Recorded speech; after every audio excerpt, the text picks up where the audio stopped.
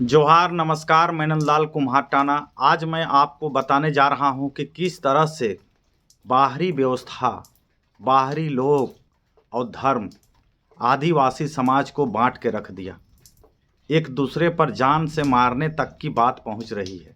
आप देखिए कि राजनीति झारखंड में किस तरह से किस ओर जा रही है। कि मैं एक वीडियो आपको दिखा रहा हूं। इस वीडियो को देखिए कि कैसे लोग अपनी बात को किस तरीके से रख रहे हैं। फिर मैं अपनी प्रतिक्रिया आपको बताऊंगा।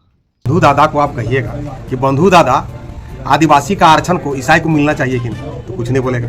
बंधु दादा आदिवासी का आरक्षण का लाभ को मुस्लिम को मिलना चाहिए कि नहीं, तो कुछ नहीं बोलेगा। आप उसको पूछिएगा, बंधु दादा अभी सरना धर्म कोड का है वो एफिडेविट करके ताज हुसैन पूजा हेम्ब्रम को जबरदस्ती रख रहा है दादा, इस पर आप क्या बोलना चाहते हैं, तो कुछ नहीं बोलेगा। अभी टाइम नहीं है, छोड़ो यार, सब बाद में छोड़ो हटा, अभी टाइम नहीं, बात करना। ऐसा कहकर डरता है। तो आप चौथा स्तंभ है उसको पूछिए, वहाँ पर जो बड़का महासभा कर रहा है पेशा का, जो वहाँ का डायरेक्टर बनल है, लेखक बनल है या ऑर्गेनाइज कर रहा है, सब चर्च से पूछित संगठन। चर्च जो कहता है वही करता है। वहाँ जो कार्यक्रम करवा रहा है महासभा, उसको खाली पूछिए आप। शांत रहिए ना जी, उसको पूछिए आप कि अनुसूचित जनजाति का आदिवासी का आरक्षण का लाभ ईसाई को मिलना चाहिए कि नहीं, या ले रहा है वो बंद होना चाहिए कि नहीं, तू नहीं बोलेगा। मुस्लिम को आदिवासी का आरक्षण का लाभ मिलना चाहिए कि नहीं, तू नहीं बोलेगा। क्यों नहीं बोलेगा?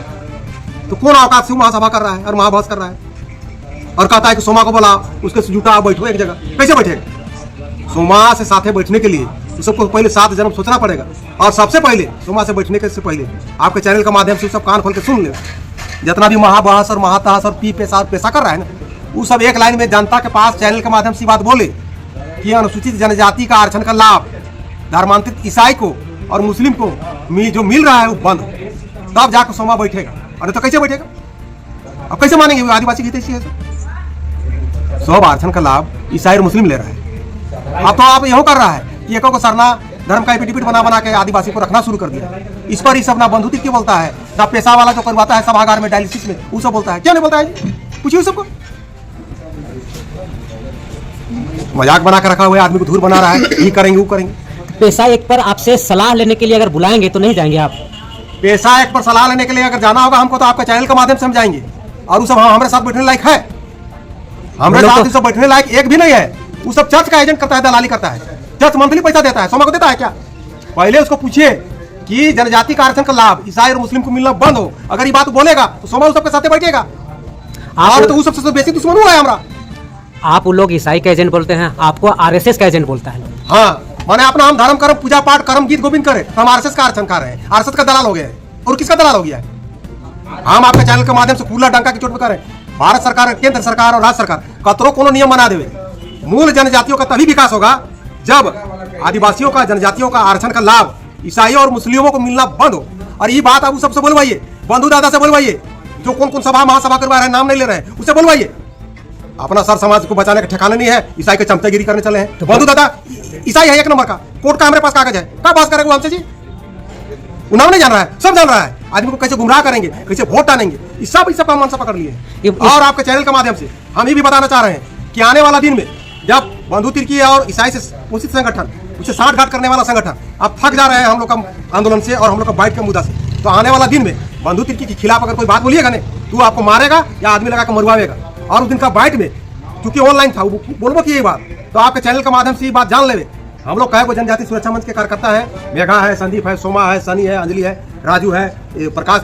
अगर कोई कार्यकर्ता का किसी प्रकार का मृत्यु हो जाती है गोली बम बारूद से, तो समझ लीजिए उसमें बंधु तिर्की का हाथ है। बंधु तिर्की ऐसा एक बार नहीं कई बार प्रयास कर चुका है। बहुत बड़ा आरोप लगा रहे हैं। मैं आपके चैनल के माध्यम से बता रहा हूँ, सोमा उरांव का अगर कहीं रोड जाते हुए अगर कोई गोली मार के मार देता है, तो समझ लीजिए उसका पूर्ण जिम्मेवार बंधु तिर्की होगा। और आने वाला दिन में आपके चैनल के माध्यम से उसको अरेस्ट करके फांसी होना चाहिए। वो पूछो करा देगा। हमको पूर्व में भी वो मारने का धमकी दे चुका है। काली गाय के समय में वो कहता था कि सरना में काली गाय बच्चिया का हम लोग बलि देते हैं, और उसका हम विरोध किए थे, पुतला दहन किए थे, तो आदमी भेजा था मारने के लिए। तब हम ही उसको टाइम दिए थे, कितना बजे आइए, या तो आप मरिएगा या हम मरेंगे। वो जानता है कि अगर झारखंड में कोई बंधु तिर्की को अगर हिला सकता है या डोला सकता है, तो मात्र एक सोमा उरांव है। इसलिए वो प्रयास करेगा कि सोमा उरांव को पैसा कौड़ी देके किसी से मरवा। अगर हम मारते हैं तो सारा जवाबदेही बंधु तिर्की पर होना चाहिए। इसका क्या आपका जो नाम चेंज कर दिए, वो उरांव से मुंडा कर दिए, तो क्या आप कहीं लीगल में जाएंगे इसका न्याय के लिए?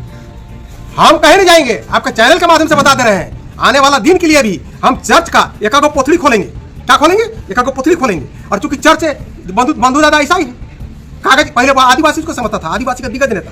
बंधु तिर्की से आदमी डराता भी है, आयो अफसर को नहीं गदलता है। बंधु तिर्की के खिलाफ अगर कोई बात बोलिएगा ने, या तो आपको फोन करके धमकावेगा या उसका आदमी आकर आपको मारेगा। सोमा को भी प्रयास किया था मारने के लिए, आदमी भी भेजा था। तो हम सोमे उड़ाओ जान में हथेली करके, या तो बंधु तिर्की रहेगा या हम रहेंगे, करके उसको चैलेंज करके हम भी टाइम दिए थे। तू जान रहा है बंधु दादा ने कि अगर हमको झारखंड में कोई अगर हिड़का सकता है या धमका सकता है या प्रयास कर सकता है तो वो है एकमात्र सोमा उरांव। तू प्रयास करेगा पैसा देकर सोमा उरांव को रास्ता से अलग कर, तो समझ लीजिए कि अगर हम आते जाते कोई हमको गोली मार दे रहा है या किसी प्रकार से मर्डर कर दे रहा है, तो समझ लीजिए वो बंधु तिर्की का काम है। तो आपके चैनल के माध्यम से पारा प्रशासन, पूरा मुख्यमंत्री जान लेवे और आदिवासी समाज जान लेवे कि अगर हमको कहीं इस प्रकार का मृत्यु होता है तो वो बंधु तिर्की मरवाएगा। तो बंधु तिर्की को सोमा का मृत्यु के उपरांत उसको फांसी होना चाहिए, ये हम आपके चैनल के माध्यम से जानकारी दे रहे हैं। एक समय में आप बहुत चहेते हुआ करते थे बंधु तिर्की का, अचानक इस तरह का माहौल कैसे तैयार हो गया? आप इसके जानने खोज रहे हैं तो हम नहीं बोलना चाहते थे पूरा गणल बात को। बंधु दादा हो, डॉक्टर कर्मा उरांव हो, डॉक्टर रामेश्वर उरांव हो, आपका रामदयाल मुंडा से भी बैठे हैं, और आपका क्या है बाबूलाल मरांडी के साथ रहते थे, उपाध्यक्ष में थे, प्रोफेसर। ऐसे जो समाज के अगुवागण हैं वो सब हमको लोग के रखता था और कहता था कि आने वाला दिन में आदिवासी समाज के लिए, जनजाति समाज के लिए सोमा उरांव फौलाद बनेगा, आग का गोला बनेगा। और सही में हम आज वही काम कर रहे हैं। जितना भी हमारा जनजाति का आरक्षण का लाभ, आदिवासी का आरक्षण का लाभ सभी धर्मांतरित ईसाई और मुस्लिम ले रहे हैं। साथ ही जनजातीय सुरक्षा मंच के द्वारा जो बातें कही जा रही है ये, और जिस तरीके से इनका बात पूरी देख रहे होंगे आप, तो उससे बहुत झारखंड में और आने वाला समय के लिए बहुत चिंता का विषय है। परंतु समाधान और समस्या पूरी लोगों को जानना चाहिए। जो समाज के लोग या जो धर्म के लोग अगर पढ़ेंगे लिखेंगे, एकजुट रहेंगे, राजनीतिक सक्रियता रहेगी, तो आरक्षण का लाभ तो उनको लेना स्वाभाविक है, चाहे ईसाई हो या मुस्लिम हो या प्राकृतिक पूजक हो या हिंदू हो, कोई भी समाज की बात है। लेकिन ये क्षेत्र जहाँ हैं हम, जहाँ ये लोग जिस क्षेत्र में बात कर रहे हैं, पांचवीं अनुसूचित क्षेत्र में, यहाँ पर आरक्षण की बात बिल्कुल नहीं है। यहाँ पर पांचवीं अनुसूचित क्षेत्र में आपको ये जानना स्पष्ट होगा कि पांचवीं अनुसूचित क्षेत्र में 100% आरक्षण है, लेकिन गांव को है, गांव में है, और पारंपरिक ग्राम सभा में है। तो कहने का मतलब है कि आप जिस व्यवस्था में हो, अभी वर्तमान में आप सामान्य क्षेत्र के व्यवस्था में आप जी रहे हैं, लेकिन आपको जीना चाहिए था पांचवें अनुसूचित क्षेत्र का शासन व्यवस्था में। कहने का मतलब है कि आज़ादी के बाद से अभी तक पांचवें अनुसूचित क्षेत्र का शासन व्यवस्था को लागू नहीं किया गया है। संविधान में तो लागू है, लेकिन धरातल में लागू नहीं है, जिसको आपको और हमको लागू करना है। हमारा निवेदन रहेगा, झारखंड में जितने भी संगठन हैं, जितने भी जाति के अगुवा हैं, जितने भी सामाजिक अगुवा हैं, बुद्धिजीवी हैं, सभी लोगों से कि पांचवें अनुसूचित क्षेत्र के शासन व्यवस्था पर मंथन करें, पारंपरिक ग्राम सभा का पुनर्गठन करने की दिशा में आगे बढ़ें, सरकार द्वारा प्रायोजित किसी भी नाटक का हिस्सा ना बने। आज आपको ये जानना बहुत ज़रूरी है, और आप जानते भी हैं कि पांचवें अनुसूचित क्षेत्र में धर्म के माध्यम से, राजनीतिक दल के माध्यम से, कई कंपनियों के द्वारा, कई एनजीओ के माध्यम से हमारे बीच में हमको शासन और शोषण किया जा रहा है। यहाँ पर विशेष कोई ऐसा धर्म नहीं जो पूरी आरक्षण का लाभ उठा रहा है। तो ये जानना बहुत ज़रूरी है, जो परिवार के लोग राजनीति में सक्रिय हैं, आर्थिक रूप से संपन्न हैं, चाहे किसी भी धर्म के लोग हैं, आरक्षण का लाभ वही उठा रहे हैं। बाकी जो ग्रामीण क्षेत्र के जो लोग हैं, जो गरीब लोग हैं, चाहे किसी भी जाति का हो, उनको आरक्षण की लाभ नहीं मिली है। तीसरा बात, आप एक स्पष्ट कान खोल के सभी लोग सुन लें कि राज्य की सरकार हो या केंद्र की सरकार हो, ये हमारे आदिवासी मूलवासी के लिए काम नहीं कर रही है। ये लोग पूंजीपतियों से मिलकर, संस्था कंपनियों से मिलकर, जितने धर्म के अगुवा हैं उनसे मिलकर ये लोग व्यापार कर रहे हैं। तो व्यापारी को और कौन किसान है, कौन क्या है, इसको समझना जरूरी है। कई ऐसे परिवार हैं जिनको समाज से कोई मतलब नहीं है। वे ईसाई समाज में भी होंगे, वे मुस्लिम समाज में भी होंगे, वे हिंदू समाज में भी होंगे, वे प्राकृतिक पूजक में भी हैं। जो लोग पांचवें अनुसूची का या पारंपरिक ग्राम सभा का अधिकार के बारे, संवैधानिक अधिकार के बारे चर्चा नहीं करते। तो सवाल उठता है कि झारखंड के आदिवासी मूलवासी कब तक लड़ेंगे? क्या इनकी लड़ाई से आने वाला पीढ़ी को सही रास्ता मिलेगा? सोशल मीडिया में दोनों पक्षों के द्वारा अनलीगल बात किया जाता है। 2 जाति के लोग, 3 जाति के लोग मिल के पूरे 5वें अनुसूचित क्षेत्र में शासन चलाने जो चाहते हैं, पेशा के नाम पर या पी पेशा के नाम पर, क्या ये संभव है? क्या झारखंड को मणिपुर का जो घटना है उसके जैसा बनाने की दिशा नहीं चल रहे हैं लोग? आखिर क्यों चाहते हैं कि झारखंड के लोग लड़ते रहें? क्यों आज के डेट में पढ़े लिखे लोगों को कंपनियों के, विभिन्न धर्म के मकर जाल में फंसे लोगों के, या फिर राजनीतिक दलों का षड्यंत्र का शिकार होने में फर्क नज़र नहीं आ रहा है? सवाल यहाँ पर बनता है कि आदिवासी मूलवासी की ज़मीन को विकास के नाम पर सड़क तो बनते हैं, 4 लेन बनते हैं, लेकिन टोल टैक्स बैठा दिया जाता है बाहर के लोगों को और टोल टैक्स के माध्यम से पैसा वसूल रहे हैं। इस पर कब समाज आगे आएगा? 5वें अनुसूचित क्षेत्र में बिना नोटिफिकेशन के सांसद विधायक बनाए जा रहे हैं, करोड़ों अरबों रुपया खर्च करके। इस पर कब बोलेंगे लोग? 5वें अनुसूचित क्षेत्र में कार्यपालिका, विधायिका, न्यायपालिका तीनों गैर कानूनी तरीके से शासन कर रहे हैं। इस पर कब बोलेंगे लोग?